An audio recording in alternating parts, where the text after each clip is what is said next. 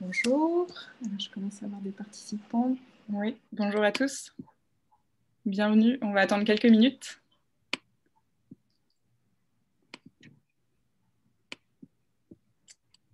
Bonjour à tous les arrivants.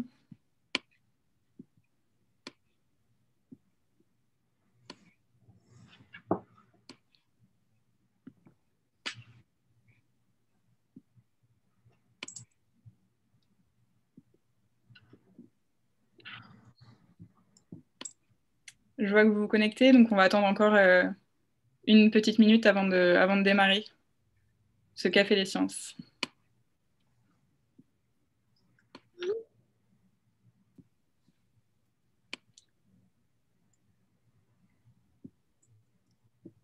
Merci à tous d'être présents aujourd'hui. Je suis heureuse de vous voir assez nombreux pour le Café des Sciences Covid-19, la parole aux scientifiques français de Los Angeles. Je suis Maëlys Renaud, attachée adjointe pour la science et la technologie au consulat de France à Los Angeles auprès du service dédié de l'ambassade de France aux États-Unis. Je suis entourée de Madame la consul à Los Angeles, Julie Duo-Bedos, et de 3 scientifiques basés à Los Angeles, Lina Ni, Maurice Lévy et Amandine Gamble. Je vous accueille aujourd'hui pour le 2e Café des Sciences virtuel. Le premier a été animé le mois dernier par nos collègues de Boston et avait mis en avant les nanocristaux au service de la biologie et du photovoltaïque. C'était un sujet un peu différent, un peu en dehors de l'actualité brûlante. Et nous souhaitons, via ces rencontres, continuer de partager mensuellement de l'information scientifique, accessible et de grande qualité. Et avant de laisser la parole à Madame la consul générale de Los Angeles, je souhaite indiquer que je suis heureuse d'avoir à mes côtés 2 co-organisateurs pour cette édition de décembre. D'une part, Los Angeles Accueil, qui fait partie du réseau de la FIAF. Il s'agit de l'association menée par une équipe de bénévoles qui a pour mission d'accueillir, informer et intégrer les membres de la communauté francophone à Los Angeles. Donc merci à la présidente Véronique Mingard et son équipe. Et également, comme copartenaire, l'Alliance française de Los Angeles, qui fait partie d'un réseau mondial dont la mission commune est de promouvoir la langue française et les cultures francophones. Donc merci à la présidente Isabelle Leroux et à son équipe. L'initiative est soutenue par le consulat de France à Los Angeles et je donne la parole à Julie Duo-Bedos, consul générale.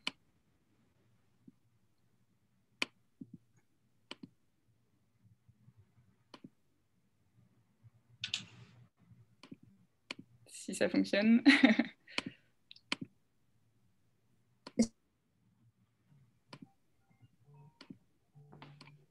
On va y arriver. Vous m'entendez? Super. C'est bon? Ah, ça marche. Bonsoir à toutes et à tous. Je suis ravie moi aussi d'avoir l'opportunité de m'adresser à vous ce soir à l'occasion de cette conférence de vulgarisation scientifique qu'on a appelée le Café des Sciences, sur un sujet évidemment qui nous touche tous et qui a un impact très fort sur notre quotidien, la Covid-19, et qui est un sujet évidemment que l'on cherche à mieux comprendre à chacun de son côté et collectivement. Alors pour ceux qui ne connaissent pas encore le Café des Sciences, c'est un rendez-vous qui est organisé donc localement et qui est habituellement été en personne, en présentiel comme on dit, organisé par les services pour la science et la technologie des différents consulats qui sont en place aux États-Unis.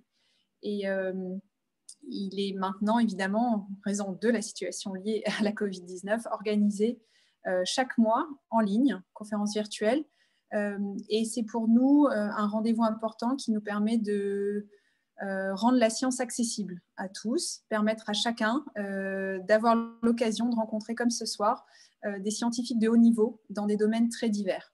Alors, je voudrais moi aussi remercier les 2 associations qui sont nos partenaires pour ce soir. C'est un point très important que le consulat et le service scientifique du consulat fassent ça en partenariat avec des associations pour que les Français de la circonscription puissent se joindre à nous. Donc, merci à Los Angeles Accueil et à l'Alliance française.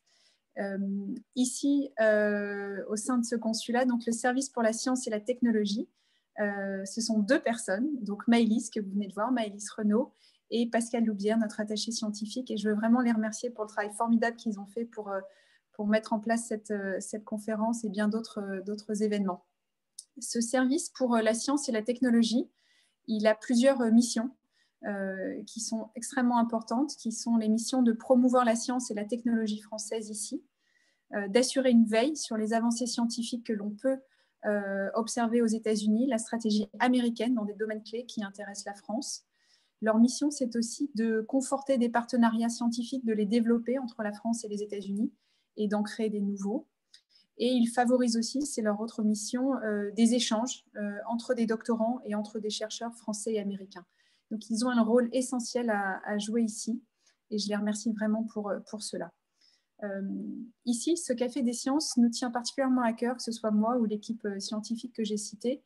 Et on est vraiment très heureux de pouvoir relancer ces rendez-vous avec évidemment ce format virtuel qui est adapté à la situation.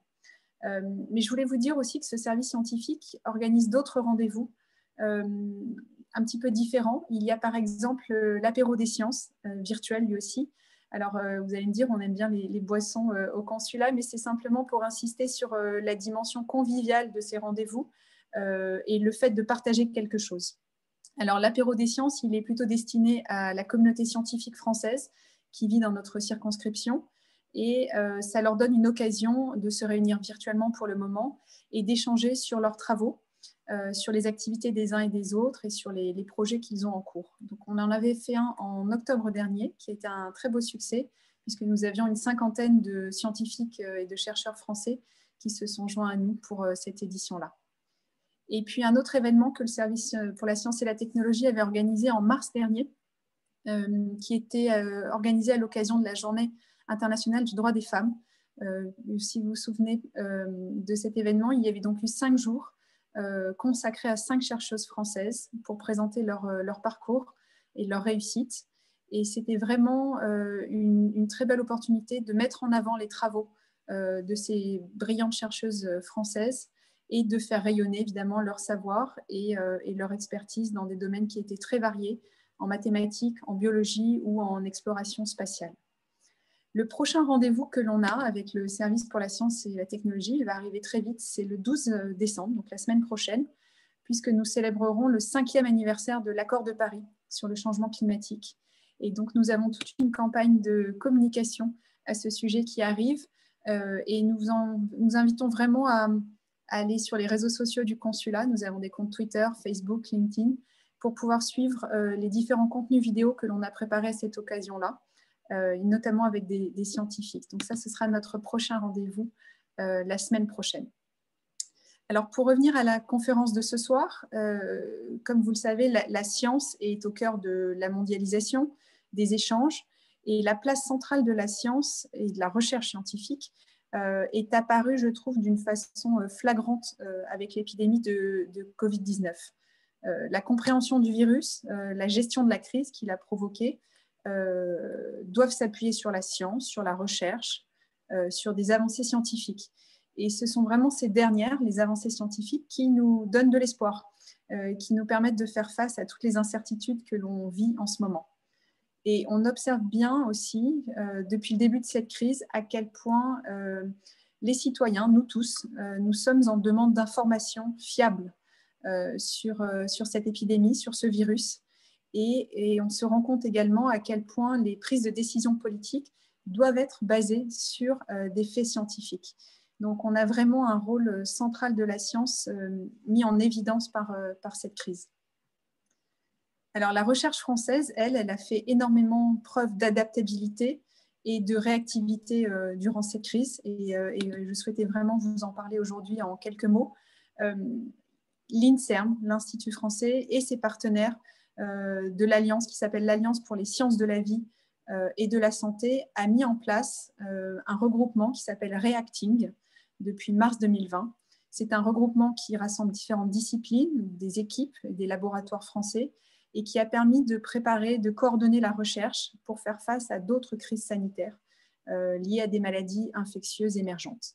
Et donc, il y a eu vraiment un formidable travail mené par l'INSERM et par ce regroupement, avec évidemment le soutien du ministère de la Santé en France, le ministère de l'Enseignement supérieur, de la Recherche et de l'Innovation. Et donc, il y a en tout 20 initiatives scientifiques qui ont été sélectionnées par Reacting et qui porte sur des thématiques vraiment très diverses de modélisation de l'épidémie, de la recherche et du traitement et encore de la prévention. Donc voilà, donc nous avons vraiment face à nous une crise internationale qui exige évidemment une réponse coordonnée, une collaboration internationale pour y répondre. Et la communauté scientifique a fait preuve vraiment de réactivité, a répondu présente à ce rendez-vous. Elle a su collaborer, elle a su apporter des réponses d'envergure internationale, comme le montrent les vaccins qui ont été mis en œuvre. Et nous avons ce soir la chance d'avoir 3 de ces scientifiques qui vont pouvoir nous présenter leurs activités. Nous avons un médecin qui est installé à Los Angeles, que beaucoup d'entre vous connaissent, qui est confronté évidemment à la maladie de la Covid-19. Nous avons 2 chercheuses dont les travaux de recherche participent aussi à mieux comprendre cette nouvelle maladie. Et je les remercie vraiment sincèrement d'avoir accepté notre invitation. Ça nous fait vraiment un grand honneur. Et je vais pouvoir maintenant laisser la parole à Maëlys qui va vous les présenter un peu plus en détail. Mais je vous souhaite à tous et à toutes une excellente conférence et surtout n'hésitez pas à poser des questions. Bonne soirée. Merci beaucoup pour cette introduction. Je vais avoir le plaisir désormais de vous présenter donc, ces 3 scientifiques. En effet, n'hésitez pas à poser vos questions par la boîte de dialogue dédiée. Nos panélistes essaieront d'y répondre à la suite des 3 interventions. Sans plus attendre, je vous laisse quelques secondes pour répondre à une petite question qui va apparaître sur votre écran. Juste quelques petites secondes. La question est la suivante. Connaissez-vous le terme de maladie zoonotique ?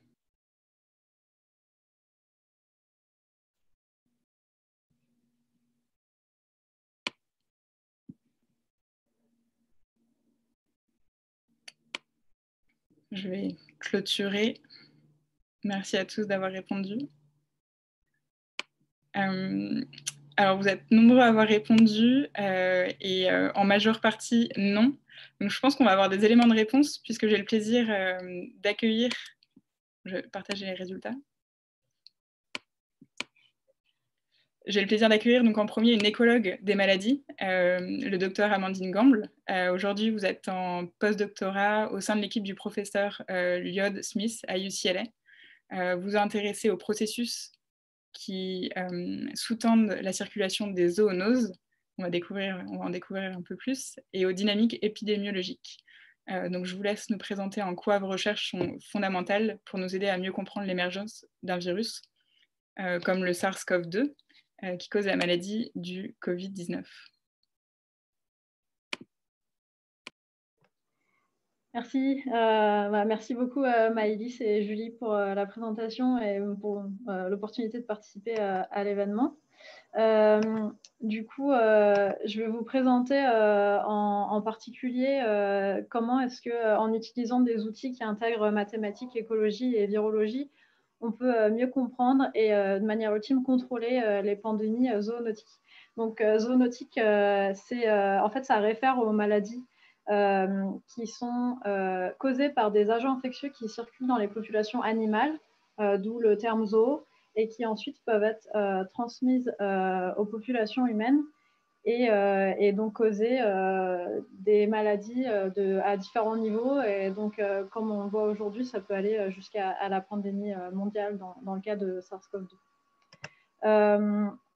Donc, en fait, pour qu'on arrive d'une maladie zoonotique, qui est donc un agent infectieux, donc par exemple un virus, une bactérie ou un champignon, ici on va parler donc surtout de virus, un virus qui circule dans une population animale et qui cause une maladie dans une population humaine, il va y avoir en gros deux éléments clés.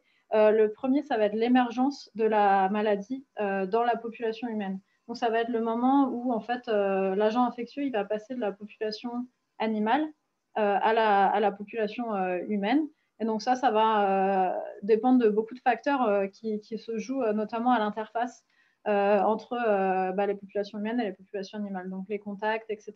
Mais aussi beaucoup de ce qui se passe juste dans la population animale. Est-ce que les populations animales, elles sont sensibles à la maladie ou est-ce qu'elles la portent sans être impactées du tout? Où est-ce que ces animaux sont répartis sur la planète, etc. Ensuite, une fois que l'agent infectieux il est présent, il est passé dans la population humaine, il peut se passer plusieurs choses. Et en fait, pour que l'agent infectieux continue d'être détecté dans les populations humaines, il y a en fait deux options différentes, deux scénarios qui peuvent se produire. La première option, c'est une réémergence récurrente. Donc, on va avoir des transferts récurrents entre les populations animales et les populations humaines. Et c'est typiquement ce qu'on observe dans le cas de la rage, par exemple. Vous savez, pour la rage, il y a très peu de transmission d'homme à homme.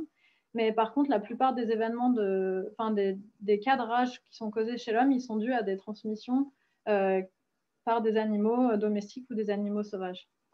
Et l'option 2, pour avoir donc la circulation établie d'un agent infectieux dans une population humaine, en fait, c'est la transmission interhumaine durable de l'agent infectieux indépendamment des populations animales. Et donc, c'est ce qu'on observe pour SARS-CoV-2, où le virus est présent dans les populations humaines sans dépendre, il ne dépend plus du tout de l'intervention en fait, de populations animales pour persister dans les populations humaines.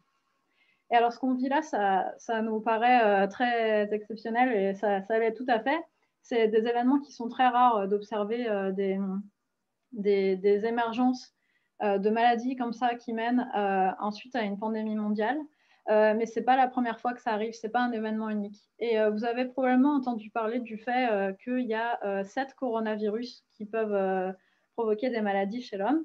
Et parmi ces 7 coronavirus, il y en a 4 qu'on appelle endémiques ou saisonniers, qui en fait causent le rhume qu'on attrape souvent l'hiver, qui sont donc relativement bénins, mais qui sont aussi des coronavirus. Et ce qui est intéressant de noter, c'est que ce soit ces 4 coronavirus saisonniers ou les 3 autres coronavirus dont je vais parler un peu plus, qui causent des maladies beaucoup plus sévères. Donc ces 7 coronavirus, en fait, ils ont des origines animales. Donc ils ont tous été à un moment des maladies zoonotiques qui ont émergé dans les populations humaines. Et la question qu'on peut se poser, c'est est-ce que dans tous les cas, ça a causé une crise sanitaire? Donc, ce qu'on sait, c'est que ce qu'on vit aujourd'hui, c'est une vraie crise sanitaire. Au moment où les 2 autres coronavirus qui causent des maladies sévères, donc MERS et SARS, dont je vais reparler, au moment où ils ont émergé, ils ont aussi causé des crises sanitaires, moins étendues que ce qu'on observe aujourd'hui, mais des crises sanitaires quand même. En ce qui concerne les 4 coronavirus saisonniers ou endémiques, on ne sait pas trop parce qu'en fait, ça s'est passé il y a plusieurs siècles. Mais on a des éléments qui suggèrent qu'au moment où ils sont apparus, ils ont aussi créé des crises sanitaires et qui ont en fait évolué potentiellement dans certains cas jusqu'à l'état de pandémie, comme on observe aujourd'hui. Même si pour ces virus-là, aujourd'hui, on a juste des maladies bénignes. Donc, en fait, on a là, avec SARS-CoV-2, on a l'occasion unique de vraiment voir ce qui se passe quand on a une émergence d'une nouvelle maladie dans la population et comment est-ce que ça va évoluer dans le futur. Et donc, je vous disais, SARS-CoV-1, je vais l'appeler SARS-CoV-1, c'est un autre coronavirus qui a causé une crise sanitaire quand il a émergé en 2002. Qui est en fait très proche de SARS-CoV-2, d'où le fait qu'ils ont le même nom, notamment parce que donc, tous les deux, ils causent des syndromes respiratoires aigus sévères, d'où leur nom.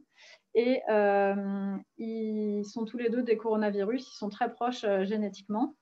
SARS-CoV-1, tout comme SARS-CoV-2, il a émergé en Chine. On pense que c'est un virus qui était à la base porté par des chauves-souris.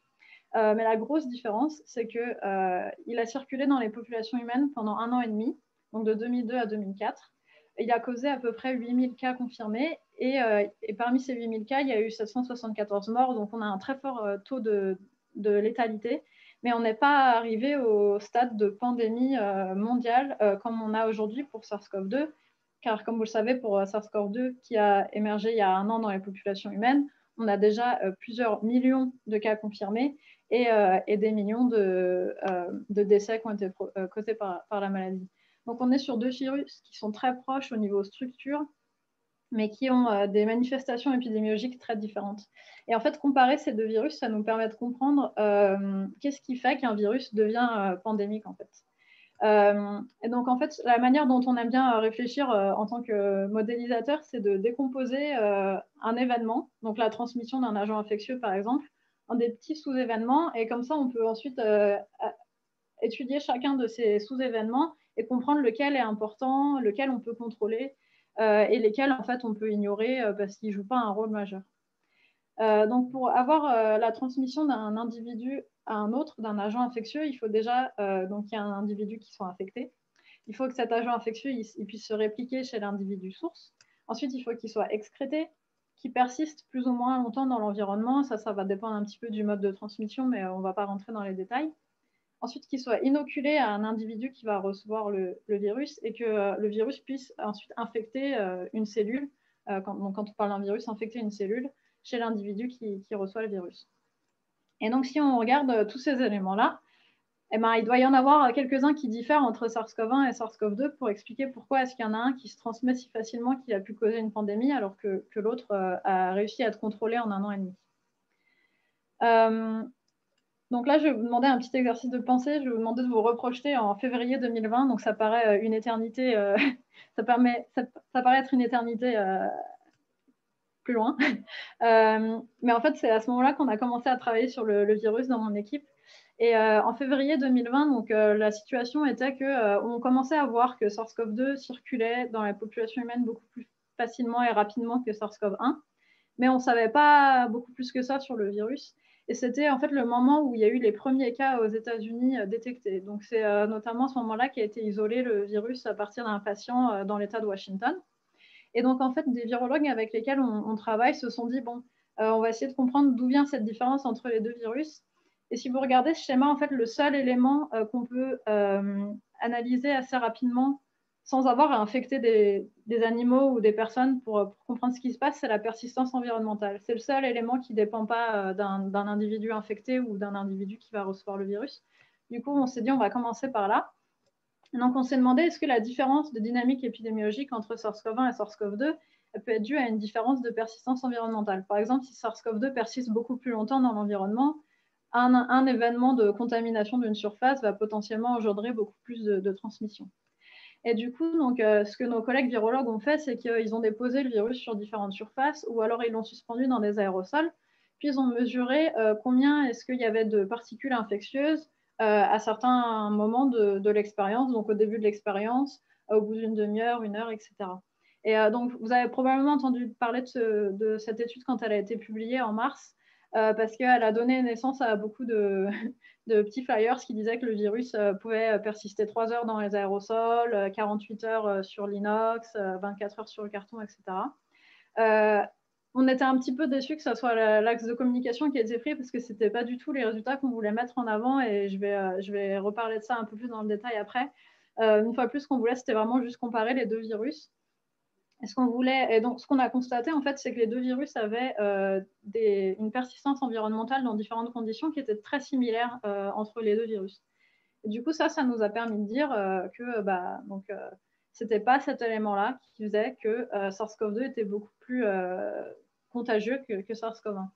Et en fait, là où ça nous a un petit peu embêté, que la communication elle soit mise plutôt sur des données absolues de le virus, il dure tant de temps dans telles conditions, c'est que évidemment, notre étude, elle était menée en laboratoire, dans des conditions de laboratoire qui sont très particulières.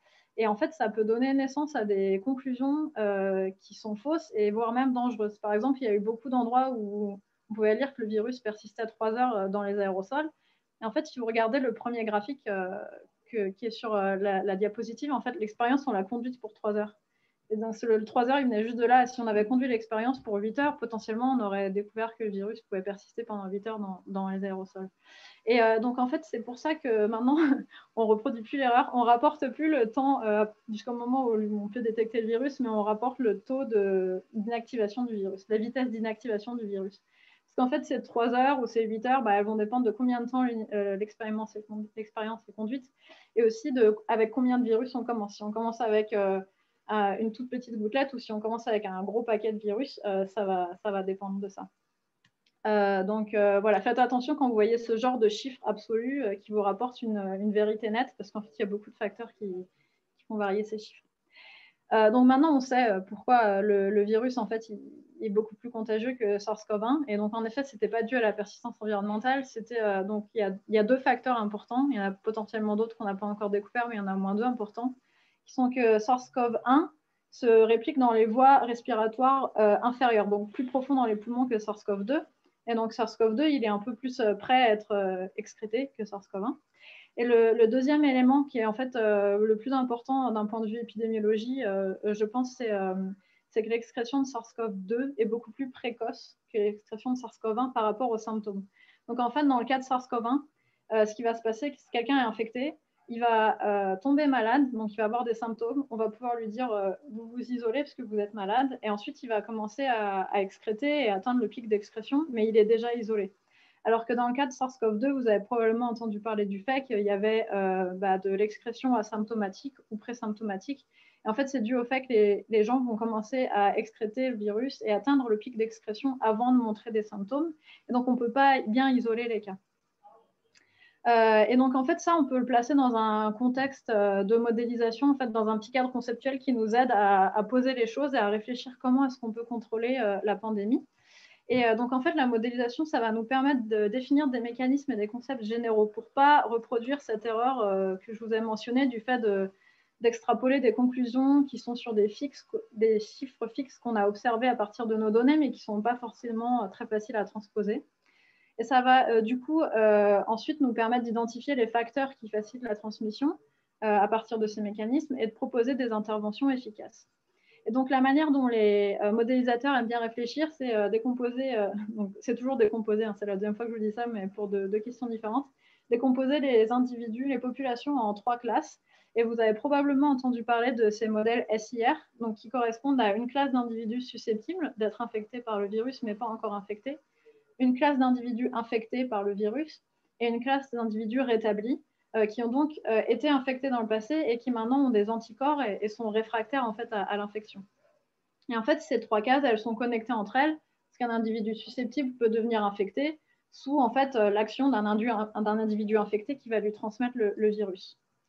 Et donc en fait, tout ce qu'on veut faire quand on vise à limiter la transmission d'un agent infectieux, c'est éviter, c'est réduire, faire disparaître cette flèche qui fait que les individus susceptibles deviennent infectés. Et donc, pour ça, il y a plusieurs options. La première, c'est l'isolement des cas. Et donc, c'est ce que je vous disais qui a très bien marché pour SARS-CoV-1.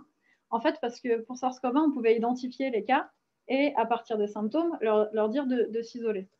Quand on ne peut pas identifier les cas à partir des symptômes, comme c'est le cas pour SARS-CoV-2, parce qu'à cause de cette dynamique entre symptômes et excrétion, on peut utiliser le dépistage. Malheureusement, vous savez, il y a beaucoup de contraintes logistiques avec le dépistage, à commencer par le fait qu'il n'y ait pas assez de tests pour tout le monde. Donc, c'est une option qui a beaucoup de valeur, mais qui est pas suffisante en fait, dans le cas de SARS-CoV-2. On peut utiliser aussi ce qu'on appelle le contact tracing ou suivi de cas. Je ne vais pas rentrer dans les détails, mais en gros, c'est un peu entre les deux, ça repose sur les mêmes principes.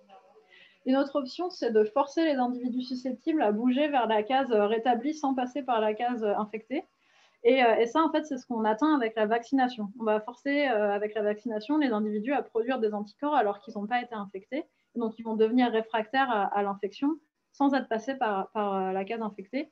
Et donc, pour l'instant, c'est en rose, mais avec un peu de chance, d'ici quelques jours, ça sera en fait une option qui prend le dessus sur les autres et qui devient notre outil majeur pour lutter contre le virus. Mais en attendant, en fait, ce qu'on essaye de faire, c'est de limiter l'action des individus infectés sur les individus susceptibles en évitant les situations à risque qui favorisent les contacts ou la transmission. Et donc là, je vais... oui, avant de rentrer dans les détails, je voulais juste préciser que si vous vous intéressez un peu plus au fondement qu'il y a derrière les modèles SIR, il y a 2 chaînes YouTube de vulgarisation scientifique qui ont fait des très bonnes vidéos sur le sujet, c'est Fulloscopy et Science for All, donc n'hésitez pas à jeter un œil à leurs vidéos si vous voulez en savoir plus.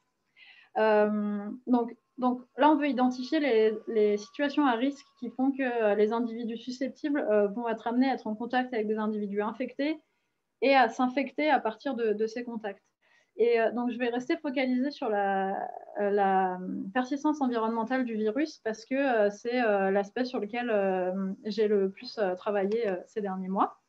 Donc, comme je vous disais, ça dépend de beaucoup de facteurs, combien de temps le virus persiste dans l'environnement. Et en fait, ce qu'on s'est demandé, c'est est-ce que les conditions environnementales pouvaient impacter la persistance du virus dans l'environnement, et en particulier la température et l'humidité. Et du coup, donc, nos collègues virologues ont mesuré la persistance du virus dans différentes conditions. Et alors, je vais aller assez rapidement, mais en gros, ce que vous voyez sur ce schéma, c'est que ça dépend le virus va persister plus ou moins longtemps dans l'environnement s'il fait froid plus longtemps et s'il fait sec ou très humide plus longtemps que s'il fait chaud ou un niveau d'humidité intermédiaire. Et du coup, en fait, bon, ça c'est bien, mais ça ne nous permet pas trop de répondre à la question parce qu'on ne sait pas ce qui se passe entre deux situations testées, on ne sait pas ce qui se passe au-delà des situations testées. Et donc, on a voulu décrire les mécanismes qui expliquent ces données qu'on a observées. Donc là, je vais passer très rapidement. Il reste juste une petite minute. Donc en gros, l'idée, c'est que le virus, il est excrété dans des gouttelettes et dans des gouttelettes de sécrétion respiratoire qui vont être sous l'effet de la température et de l'humidité extérieure, vont s'évaporer et concentrer les virus et sels dans les gouttelettes. Et en fait, cette concentration, elle va activer l'inactivation du virus. Et donc, plus on a une concentration des gouttelettes, plus on a une inactivation rapide. Mais quand on arrive à des conditions très sèches, en fait, les sels qui sont contenus dans ces gouttelettes vont cristalliser. Et là, on n'a plus du coup d'inactivation aussi rapide. Et donc, c'est pour ça qu'on observe ce schéma. Vous pouvez trouver plus d'informations dans notre article si ça vous intéresse.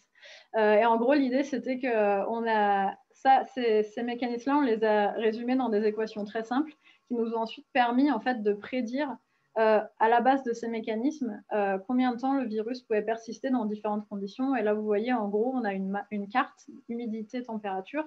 Quand c'est bleu, le virus persiste très longtemps et quand c'est jaune, il persiste moins longtemps. Ça nous permet d'identifier que le virus il persiste particulièrement longtemps dans les conditions froides et très humides ou très sèches. Mais vraiment, on sait pourquoi et donc on sait à quoi c'est dû et donc on sait où est-ce que sont les situations à risque. Et notamment, on retrouve des choses qu'on a entendues, abattoir parce qu'il fait froid, patinoire, vol longue distance parce qu'il fait sec, etc. Donc ces situations-là, ensuite, on peut les cibler pour mettre en place des mesures qui vont permettre vraiment, qu'on peut mettre en place partout, un port du masque, vaccination, etc., mais mettre l'accent vraiment sur ces situations-là où on sait qu'il y a un facteur qui fait qu'elles sont particulièrement dangereuses. Et en fait, pour conclure, ce que je voulais dire, c'est que si on regarde la transmission interespèce, cette fois, donc pas juste homme à homme, mais vraiment entre espèces, les concepts sont les mêmes.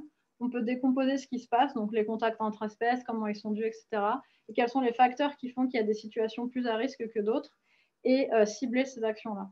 Et je pense sur le long terme, ce que l'épidémie elle nous aura permis d'apprendre, c'est que, je passe très très vite, si on comprend mieux en fait tous ces phénomènes qu'on est en train d'observer maintenant sur Covid-19 et qu'on les avait en fait mieux compris dans le passé sur les autres maladies qui sont autour de nous, la grippe, les autres coronavirus, etc., mais en fait on a déjà beaucoup d'éléments qui vont nous permettre, soyons optimistes, d'être mieux préparés pour la prochaine pandémie, parce que donc, comme je l'ai dit au début, c'est des événements qui sont rares, mais pas uniques.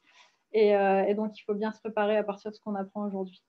Et pour vous quitter, je vous mets ma slide de remerciements avec tous les gens qui ont contribué aux travaux qu'on a conduits sur le virus ces derniers mois. Merci beaucoup, Amandine. Merci pour cette présentation. Sans plus attendre, je vais passer du coup à notre prochain interlocuteur, le docteur Maurice Lévy. Et juste avant, je vais vous poser juste une petite question que je vous partage. Je laisse juste quelques secondes. La question est la suivante. Je vous indique que donc, récemment, Barack Obama, George W. Bush, Bill Clinton se sont engagés à se faire vacciner devant des caméras. Je vous pose la question suivante. Envisagez-vous de vous faire vacciner lorsqu'un vaccin aura le feu vert des agences de santé? Encore quelques petites réponses. Les réponses sont anonymes, hein, je préfère préciser. Ça marche, je vais clôturer et je vous partage les résultats. Donc vous êtes assez partagés sur cette question.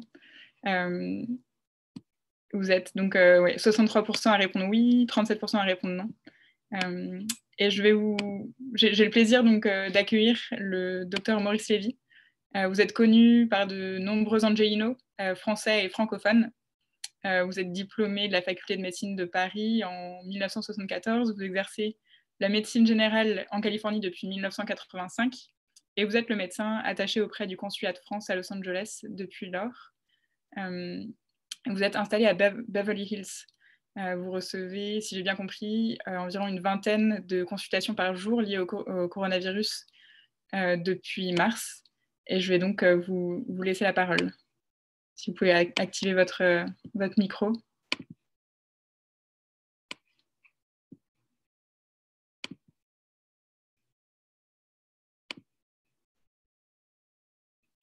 Alors, le micro n'est pas encore activé. Qui m'a permis de comprendre certaines choses qu'on suspectait. Mon intervention va se faire au niveau de ce qui est ma pratique générale. Elle s'adresse aux patients moyens. Tout d'abord, je voudrais saluer la mémoire du président Valéry Charles d'Estaing que nous avons eu l'honneur et le plaisir de recevoir au consulat il y a quelques années. Je voudrais saluer aussi et souhaiter la bienvenue à notre nouvelle consul, Madame Duobedos. Je voudrais remercier les deux associations ainsi que Madame Renaud de m'avoir invité. Dans les remerciements, je vais faire participer tout d'abord mon épouse qui m'a soutenu dès le début et qui m'a encouragé à travailler sans arrêt, ainsi que le docteur Marciano qui m'a remplacé chaque fois que j'ai eu besoin, et ainsi qu'à mon staff, Isabelle, Sama, notre nurse, la suppléante Cynthia, Déborah qui a permis de faire marcher les assurances et maintenir le cabinet ouvert.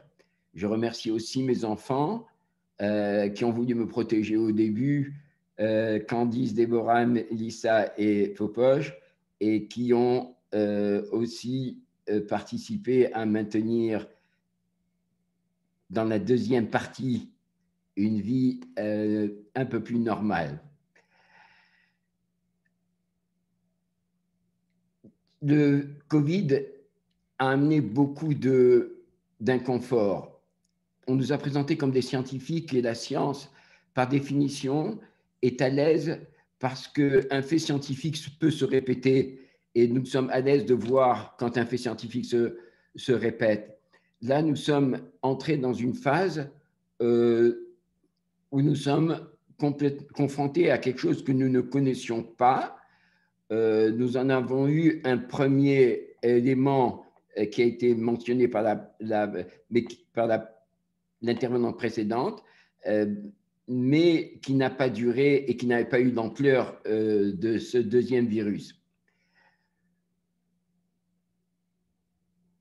Au début, bien sûr, il y a eu beaucoup de panique et beaucoup de patients ont appelé juste pour savoir s'ils pouvaient venir et quelles étaient les conditions de la pratique.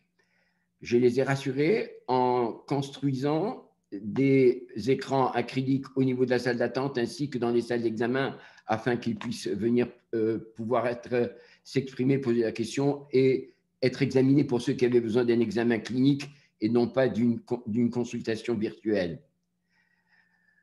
Ce virus, bien sûr, a mis mal à l'aise les gouvernements, les associations, les médecins et bien sûr le public parce que le public aime bien avoir des gens de référence et être rassuré et qu'on puisse répondre à ces questions.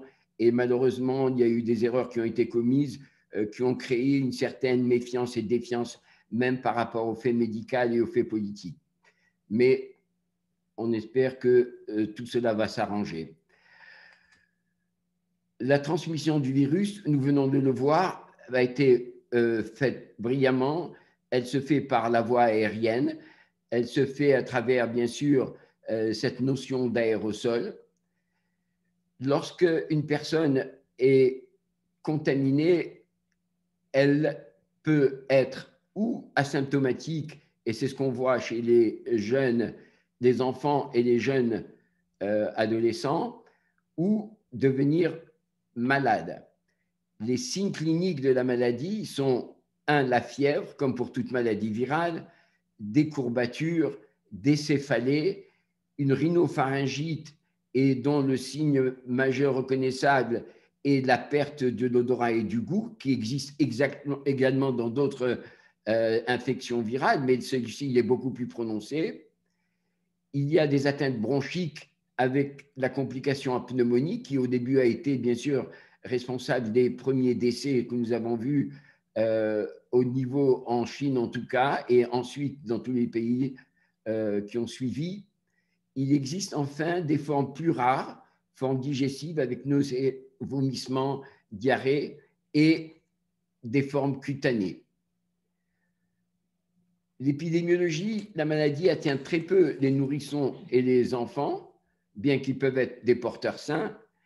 Les adultes et les jeunes adolescents, eux aussi, peuvent être, dans certains cas, asymptomatiques et malheureusement ne pas le savoir et transmettre la maladie. Et il y a finalement le troisième groupe des gens de 50 ans, 60 ans et plus qui, eux, vont présenter des formes cliniques importantes. Certains vont pouvoir être traités à la maison et j'en ai traité beaucoup par voie virtuelle. Dès qu'ils ont présenté des symptômes qui étaient évocateurs, j'ai pu leur adresser leur traitement. Malheureusement, certains ont besoin d'une hospitalisation et, dans certains cas, d'une réanimation. Le traitement que j'ai prescrit se compose d'antibiotiques afin d'éviter les surinfections bactériennes qui interviennent et aussi des anti-inflammatoires dont la cortisone. Cette cortisone permet de diminuer l'inflammation qui se passe après l'atteinte virale et diminuer la réponse immunitaire, puisque certains scientifiques ont mentionné que certaines morts étaient intervenues à cause de la réponse immunitaire que les sujets présentaient.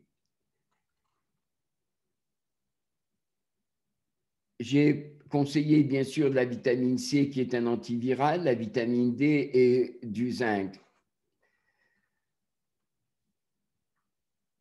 Mieux que le traitement, bien sûr, en médecine, c'est la prévention.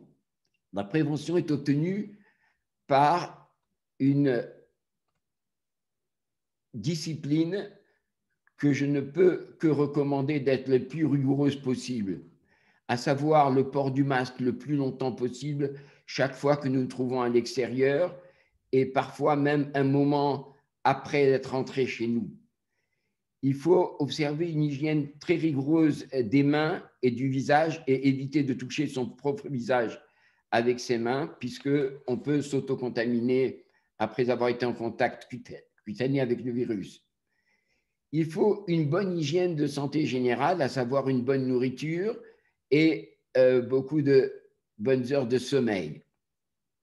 Enfin, comme toujours en hiver, la prise de vitamine C, vitamine D et zinc, qui ne sont pas des préventions certaines, mais qui, on le sait, peuvent permettre de diminuer la charge virale.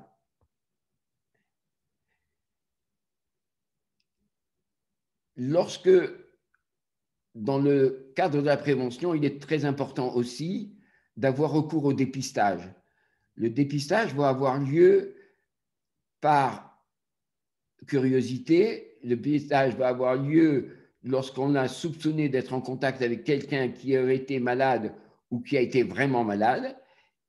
Et il ne faut absolument pas retarder ce dépistage. Le dépistage se fait de 3 manières. Un, par ce qu'on appelle le rapide Covid test, qui se fait à l'aide d'une goutte de sang, qui permet de détecter des anticorps de la maladie. Il permet de détecter des anticorps récents ainsi que des anticorps anciens, bien que, contrairement à beaucoup d'autres maladies, les anticorps récents, qu'on appelle IgM, persistent plus longtemps et peuvent exister en même temps que les anticorps anciens, les IgG, sont développés par l'individu. Lorsque ces cas existent, il est évident que l'on va avoir recours à l'examen qui est le plus fiable, qui est celui du prélèvement nasopharyngé et qui va obtenir une réponse du matériel génétique du virus par ce qu'on appelle la PCR-réaction. Enfin, il existe des tests antigéniques, des tests plutôt géniques qui permettent de détecter le matériel du virus aussi, mais pas son matériel génétique. Ces tests, ce sont ceux qui sont pratiqués actuellement en France, dans les aéroports, dans les classes, et c'est des tests qui ne sont pas aussi fiables que le deuxième test que nous avons mentionné, mais qui permettent déjà d'éliminer les gens qui seraient porteurs avec une plus grande efficacité. Finalement, nous attendons tous cette vaccination. Je ne saurais trop recommander à tous les patients et toutes les personnes qui écoutent de se faire vacciner contre la grippe et la pneumonie, surtout pour les sujets à risque, asthmatiques, diabétiques, hypertendus et maladies cardiaques, parce qu'il est important de pouvoir, en cas d'apparition de symptômes d'infection virale, de savoir au moins que ce n'est pas celui de la grippe et pouvoir faire tester pour le Covid. Et nous attendons bien sûr les vaccins du Covid avec impatience. Les 2 vaccins qui vont être le plus rapidement mis sur le marché, eux, ont été fabriqués de manière un peu inhabituelle. D'habitude, un vaccin, on inocule le matériel génétique du virus de manière atténuée, affaiblie, de manière que le sujet qui reçoit le vaccin puisse développer des anticorps sans développer la maladie. Cette fois-ci, dû à l'urgence de la situation, les 2 premiers vaccins qui vont être mis sur le marché sont faits à partir du matériel qui entoure le virus, qui sont ces petits spikes que l'on voit au-dessus du virus, qu'on appelle l'ARN. Donc, bien sûr, il a été toujours une bonne nouvelle de savoir que bien qu'on faisait un vaccin, que nous faisions un vaccin de manière complètement différente, qu'il avait une efficacité de 90% et plus. Il y a d'autres compagnies qui sont actuellement en train de fabriquer un vaccin sur le virus lui-même, à partir du virus lui-même, matériel génétique, mais bien sûr, cela prend un peu plus de temps. Cette maladie, bien sûr, a eu un impact très important sur notre vie sociale, où nous avons été, bien sûr, confinés, privés de tous les moyens de divertissement, théâtre, cinéma, sport et voyage. Elle a eu un impact médical sur les sujets par une augmentation de la morbidité cardiovasculaire et du cancer.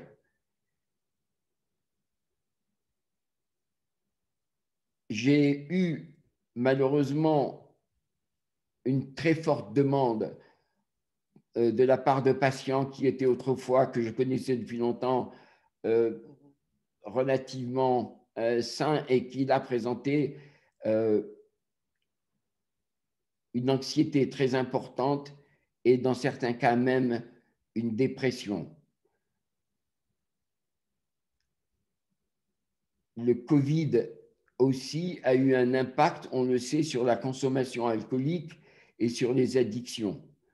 Enfin, il y a eu cet impact très important économique qui est un problème ici aux États-Unis parce que les gens perdant leur travail vont perdre leurs assurances, vont perdre leur accès aux soins.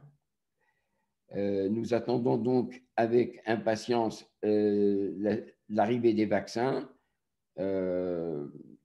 S'il a été posé la question, je me ferai vacciner sans hésiter. Je conseillerais à tous mes patients qui souhaiteraient être vaccinés, surtout ceux à risque, d'être vaccinés. Bien sûr, mais cela reste un choix personnel. Voilà, merci. Merci beaucoup, Dr Lévy, pour cette présentation. Je pense que c'est très clair et il y a eu des rappels très importants. Merci à vous et puis on répondra aux questions suite à la dernière présentation. J'ai le plaisir d'accueillir désormais le docteur Linani, que je vais mettre... Voilà.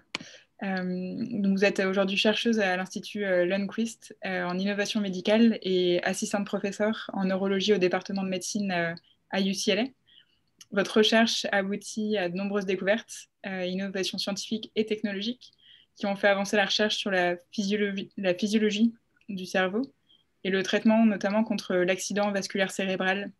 Et d'ailleurs, à ce titre, vous venez de recevoir un award, le Quest Award du California Institute for Regenerative Medicine. Et donc, je vous invite à en dire un mot et à nous présenter ensuite les effets du coronavirus, du Covid-19 sur le cerveau. Alors, je viens de partager mon écran. Est-ce que vous pouvez voir ça, Maëlys? Oui, très bien. Parfait. Merci beaucoup pour l'introduction. Je suis ravie de participer à cet événement. Donc, merci encore, Maëlys. Alors, comme Maëlys l'a présenté, je suis spécialisée dans l'AVC en particulier et je dirige un laboratoire de recherche multidisciplinaire dont le but est de comprendre les mécanismes de régénération tissulaire pour aider les patients qui souffrent d'AVC à récupérer les fonctions motrices qu'ils ont perdues après l'AVC. Alors aujourd'hui, je vais vous présenter les effets et les conséquences du Covid-19 sur le cerveau. Et donc, on sait que depuis son apparition en décembre 2019, la pandémie de Covid-19 se manifeste généralement par des symptômes qui sont maintenant très bien connus et très bien décrits. La fièvre, la toux, rhinopharyngite, une gêne respiratoire, essoufflement, toux, et parfois ça se complique également en pneumonie. À ces symptômes se sont ajoutés des symptômes neurologiques qui sont propres à l'infection, tels que la perte du goût et de l'odorat. Et la communauté médicale et scientifique ont progressivement fait l'observation chez les patients Covid de lésions neurologiques, en particulier chez les patients Covid qui étaient en réanimation.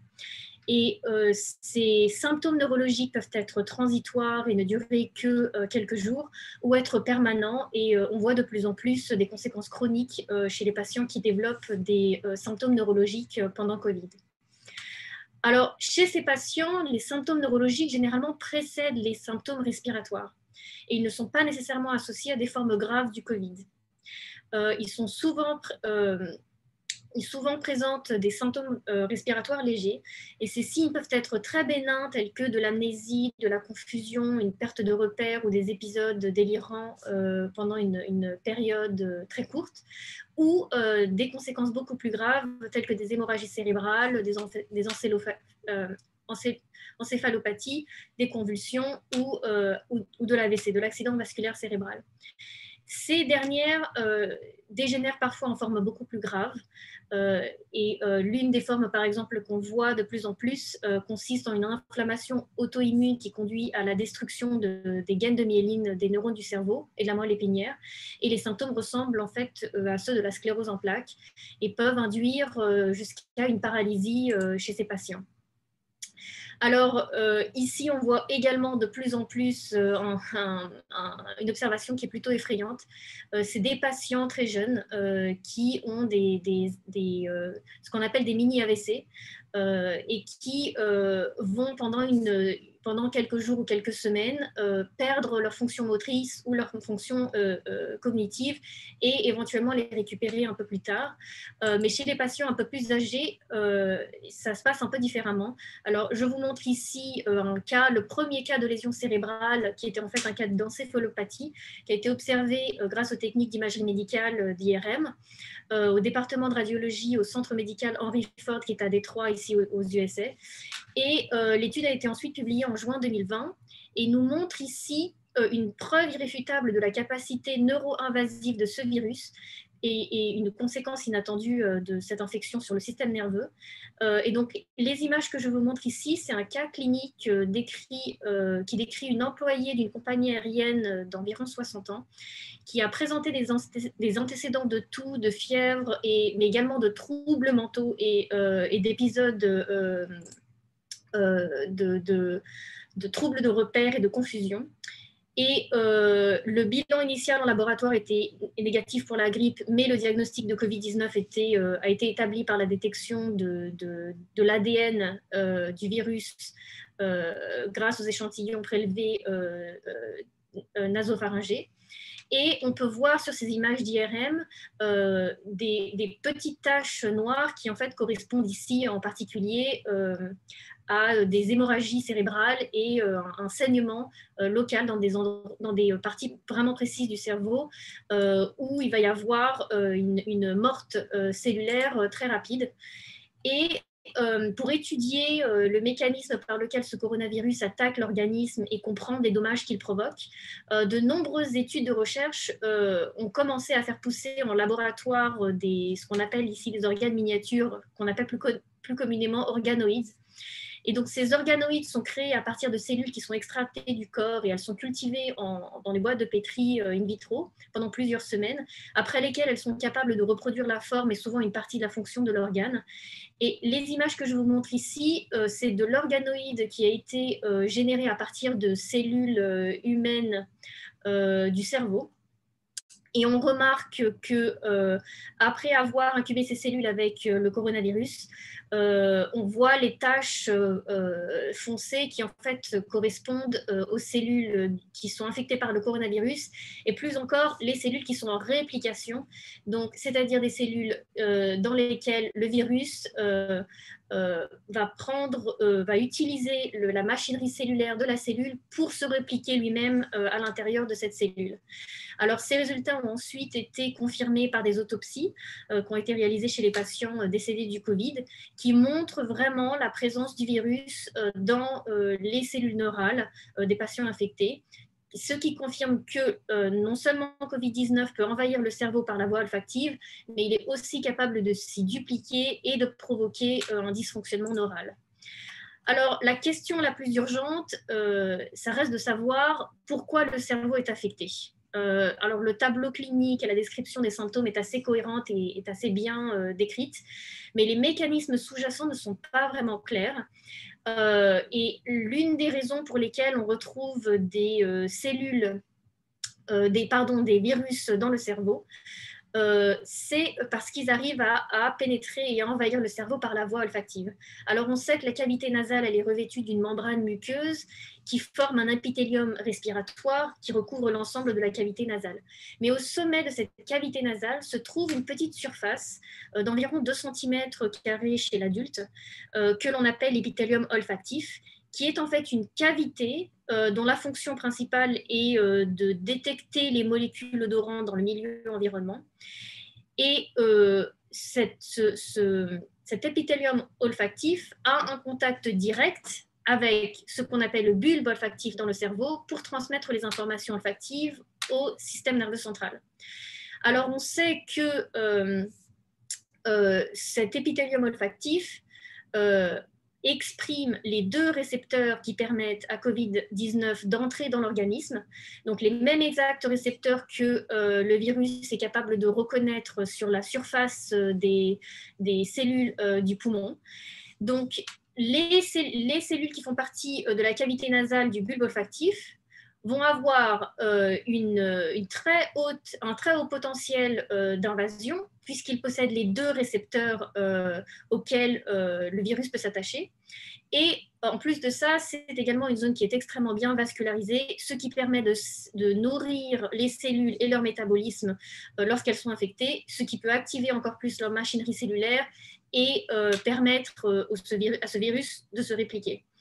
Et une dernière information qui a été découverte très récemment montre que chez la souris, la production de ces récepteurs par les cellules de la cavité nasale est proportionnelle à l'âge. Ce qui veut dire que les récepteurs sont produits en plus grande quantité chez les personnes âgées, ce qui les rend encore plus vulnérables à l'invasion virale, puisque la même quantité de virus va pouvoir pénétrer l'organisme de la personne âgée beaucoup plus, puisqu'il y a beaucoup plus de récepteurs dans les voies nasales.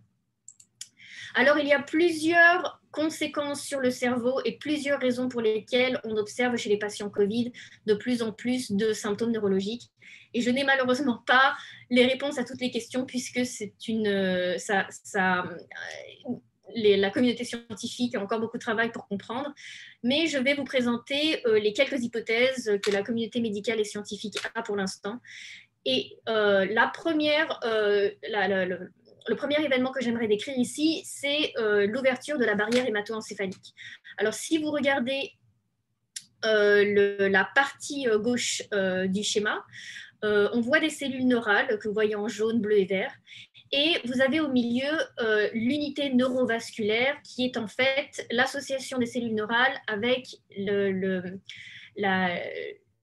système vasculaire du cerveau. Et donc, comme vous le voyez, c'est un cercle bien fermé. Les cellules qui forment le mur de ces vaisseaux n'ont aucune distance entre elles. Et c'est ce qui permet de continuellement filtrer les composants qui font partie de la circulation sanguine et de ne pas laisser passer les agents viraux et infectieux dans le tissu cérébral. Mais une fois que le virus fait partie du système nerveux central en passant par la voie olfactive et le bulbe olfactif, ce que ce virus fait est détacher les cellules neurales des vaisseaux, ce qui perturbe l'unité neurovasculaire. Et ce que ça fait, c'est que l'unité neurovasculaire désintégrée va également désintégrer les molécules qui permettent aux cellules vasculaires de rester attachées entre elles.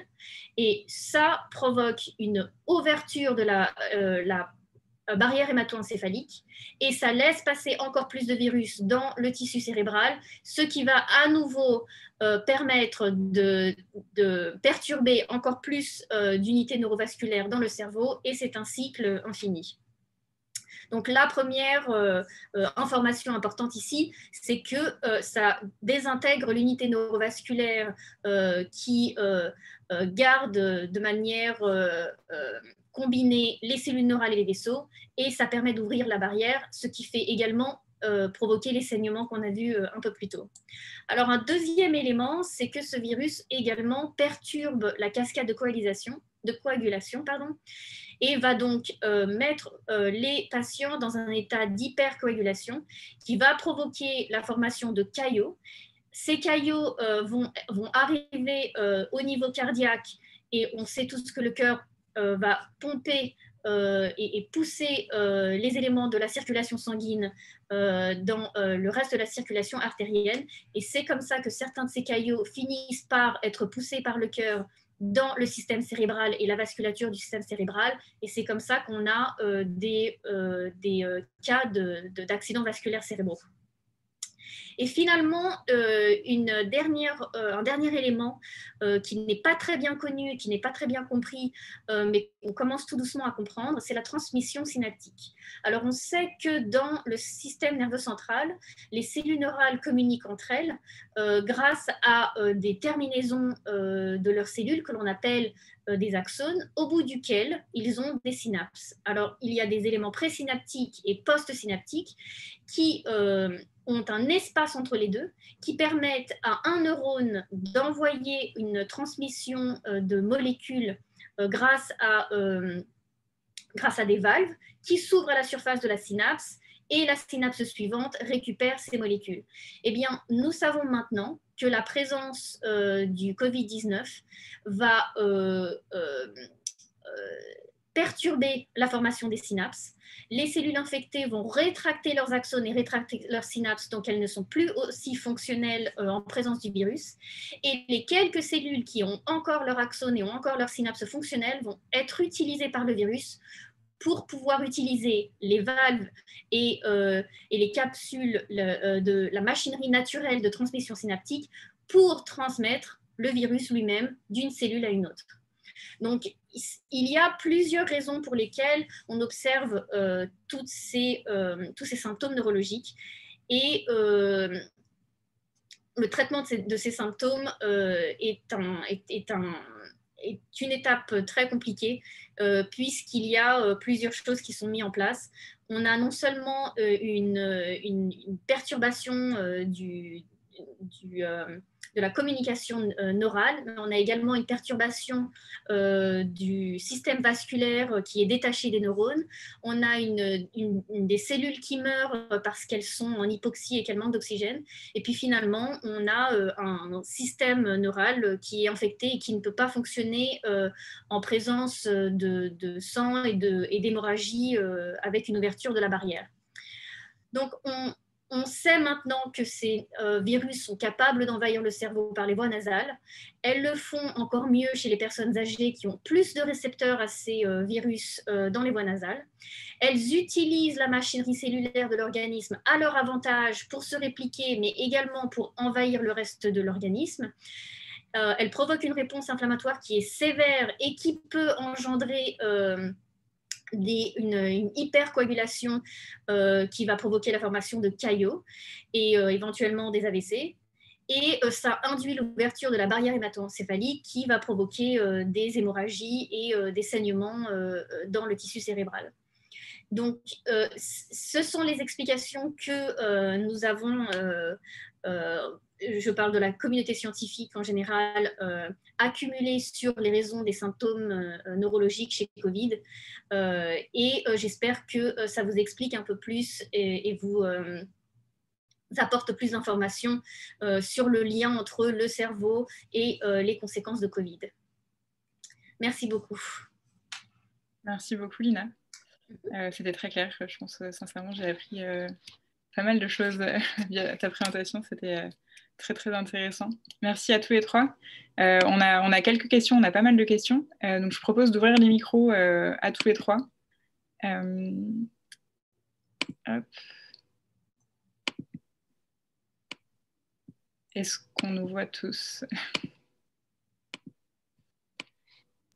La première question, c'est pour vous, le docteur Lévy.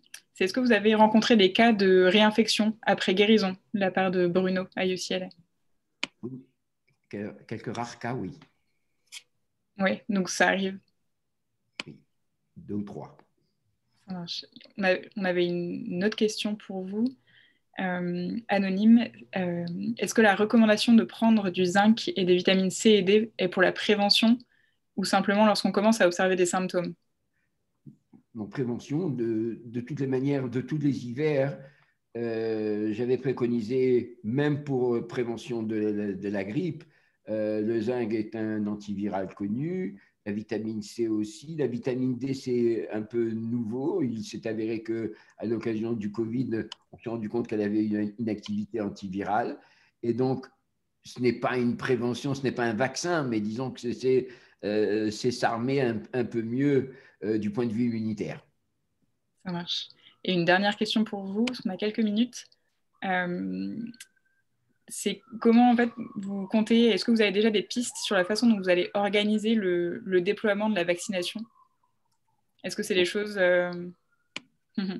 Non, pour l'instant, ici localement, il y a juste Cedars-Sinai, l'hôpital, qui est équipé de matériel réfrigérant à moins de 80 degrés. Et donc, je pense que la vaccination va se faire là-bas. Je ne sais pas au niveau personnel quel est le coût du matériel. Est-ce qu'on va nous le procurer ou pas? Cela va être difficile, mais nous sommes dans l'attente. Il est évident qu'en tant que participant personnel de santé, je vais me faire connaître à Cedars-Sinai et essayer de faire vacciner notre équipe. Et puis après, bien sûr, essayer le plus vite possible de faire bénéficier mes patients. Ça marche. Merci beaucoup. J'ai une question très intéressante. C'est la suivante. Les tests avec prélèvement nasal facilitent-ils le passage du virus au cerveau, notamment quand ces tests sont trop fréquents, par exemple? Lina, est-ce que... Je ne pense pas. Je ne pense pas. Je pense que l'invasion virale dans le système central est très dépendant de la quantité de récepteurs qu'on a sur les cellules de l'épithélium olfactif dans la cavité nasale. Donc, je ne pense pas que l'action mécanique du prélèvement nasal ait un lien avec l'invasion dans le cerveau. Ça marche, merci. Je pense que c'est une question qui s'adresse à Amandine.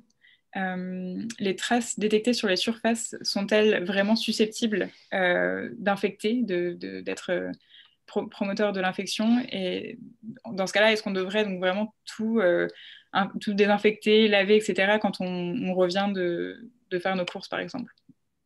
Ouais, ça a été une question qui s'est beaucoup posée au début de la pandémie quand on a justement montré que le virus pouvait persister sur les surfaces. déjà, la première chose, c'est qu'en fait, il y a beaucoup d'études qui n'arrivent pas à isoler le virus en lui-même à partir de surface. Elles détectent juste du matériel génétique. Donc, ça veut dire que le virus a été là à un moment, mais potentiellement, il était déjà inactivé ou potentiellement, il était là, mais en tellement faible quantité qu'en fait, il n'est pas infectieux.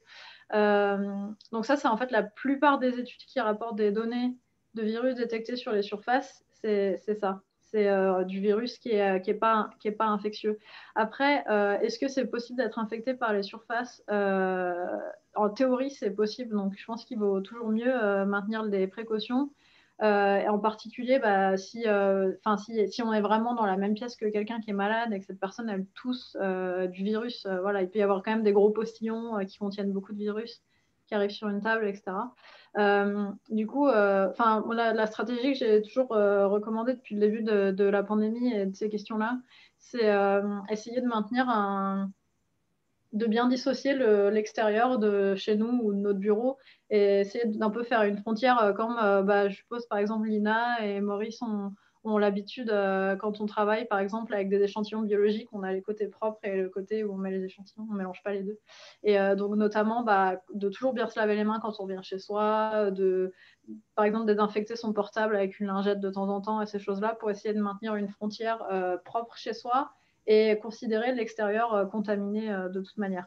Je pense que dans le doute, c'est l'attitude à adopter. Ça marche, merci beaucoup. Il y a une question pour le docteur Lévy. Est-ce que la chloroquine est un traitement de premier temps? Est-ce que c'est quelque chose dont on parle encore et qu'on utilise? On n'utilise plus. Il a été utilisé parce que c'est un anti-inflammatoire et qu'il a pu peut-être diminuer l'inflammation. Bien sûr, on sait que le professeur Raoult a été un des promoteurs, mais il n'y a pas eu d'études pour prouver que on avait une meilleure efficacité au traitement grâce à l'hydrochloroquine. Je l'ai utilisé une fois chez une patiente et lorsqu'elle a été justement, elle, recontaminée, je ne l'ai pas utilisé la deuxième fois. J'ai respecté les consignes qui nous conseillent de ne plus utiliser et juste avec un antibiotique, ses troubles respiratoires ont régressé. Elle s'est sentie pratiquement guérie en 4-5 jours. Ça marche, merci. Il y a des questions notamment sur les vaccins. Est-ce que vous pourriez nous dire un petit mot sur les vaccins? J'ai un article que je vais partager et que j'ai trouvé intéressant sur comment on explique une découverte aussi rapide du vaccin. Je crois que c'est la dernière question qui est posée. Je me permets de la partager du coup dans le chat.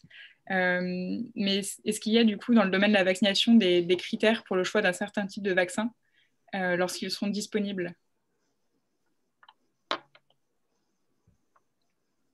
À moi? Oui. Il me semble que vous serez la personne la plus à même de répondre. Comme je l'ai mentionné tout à l'heure, les 2 premiers vaccins qui sont fabriqués par Pfizer et la deuxième compagnie, eux, ont développé un vaccin à travers le matériel génétique qui se trouve autour du virus lui-même. Et donc, bien sûr, il y avait cet inconnu de savoir est-ce qu'il allait être efficace. La deuxième question est, est-ce que l'immunité qu'il va conférer va-t-elle durer aussi longtemps lorsqu'on est vacciné, par exemple, contre le virus de la grippe, qui dure 1 année, puis l'année suivante, il faut revacciner parce qu'il y a un nouveau virus, en tout cas. Et c'est pour ça qu'on voit aujourd'hui que les gouvernements commandent des millions et des millions de doses parce qu'ils veulent être prêts au cas où cette immunité serait de courte durée et qu'on observerait des recontaminations de personnes qui auraient été vaccinées et qui auraient diminué leur garde et leur distanciation et les précautions hygiéniques.